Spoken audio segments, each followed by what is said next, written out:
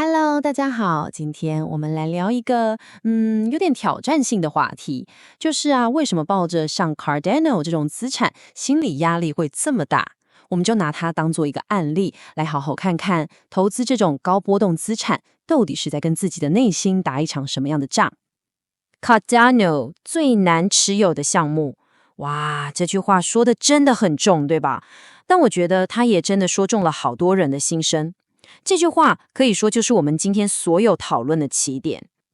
好，那我们就先从第一个重点开始看，耐心的考验。真的，如果你持有 Cardano， 你就会知道，这根本就是一场对你耐心的终极试炼。看到这个数字了没？98%，这代表什么？这代表 Cardano 在100天里面有98天不是盘整，就是慢慢往下跌。你想想看，这有多折磨人？这也就是为什么抱着它会这么痛苦，因为你几乎永远都看不到它在动。所以投资人的感觉是什么？大概就是这样，涨的时候涨得有够慢，但跌的时候，它可是比谁都凶。整个过程真的会让你觉得心很累，而且你看着别的币都在涨，就只有你的不动，那种感觉就像被全世界抛弃一样。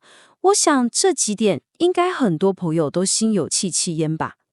好，那这种痛苦的感觉其实就带我们到了一个所有投资人都会遇到的问题，一个核心的冲突点，也就是投资者的两难。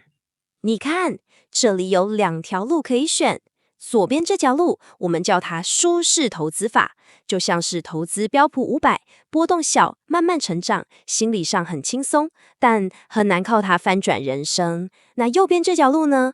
翻转人生投资法，主角就是像 Cardano 这样的资产，它的潜力非常惊人，但过程超级颠簸，对心理是极大的挑战。所以问题来了，你想选哪一条？因为说真的，你很难2个都要。所以这就带到了一个最关键的问题，我想请你也问问自己，如果抱着这个东西这么痛苦，你到底为什么还要抱着它啊？这真的是个好问题，值得我们每一个人都停下来好好想一想，自己最初的理由到底是什么？那既然这么难，到底有没有办法成功呢？要怎么做才能走出一条路？我们接着来看成功的基石是什么。对，到底长期抱着这种云霄飞车般的资产，唯一的制胜策略会是什么？我想这应该是所有还在苦苦挣扎的朋友最想知道的答案了。答案其实很残酷，但也很真实，就是这句话。如果你没有亲自下功夫去做研究，没有建立起自己深刻的信念，那你长期下来成功的几率是0%。你没听错，不是1%或2%，是0，完完全全的0。那什么叫做深刻的信念？这很重要哦。它不是那种我希望它会涨的许愿，也不是听别人报名牌就跟风，不是的。它是你自己花了时间去把它的基本面研究的一清二楚之后，建立起来的那种坚定不移的信心。你真的懂他的技术，你知道他的团队在干嘛，你看得懂他的未来规划。只有这种你自己建立起来的信念，才有可能让你挺过那些吓死人的市场波动。OK， 为了让大家更了解这种信念加上耐心的力量，我们暂时跳出币圈来看一个股票市场的例子，因为你会发现这个道理在哪里都一样。我们来看看 AMD 的故事。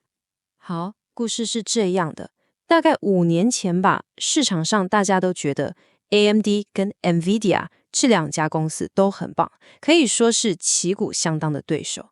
可是呢，接下来几年发生了什么事？ NVIDIA 的股价一飞冲天，但 AMD 呢就一直远远的被抛在后面。你可以想象一下，如果你是 AMD 的投资人，那几年心里会有多煎熬。所以一个 AMD 投资人的心路历程大概就是这样走的。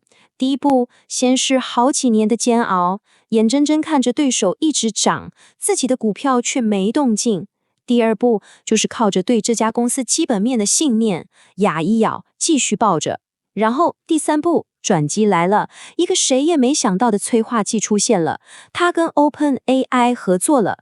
结果呢？第四步，所有的耐心在一瞬间得到了超乎想象的回报。这个回报有多惊人？你看，消息一出来，才短短1个礼拜左右 ，AMD 的股价就喷了快要40%。这就是一个活生生的例子，告诉我们，一个有价值的东西，它的命运转变，有时候真的就是一瞬间的事。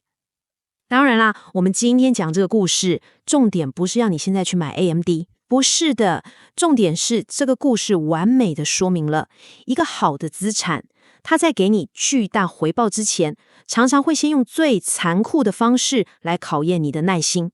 这个道理跟我们一开始讲的 Cardano 是不是一模一样？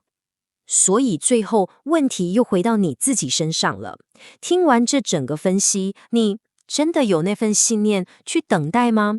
这个问题的答案，我想就会决定你在这条非常非常挑战的投资路上到底能走多远了。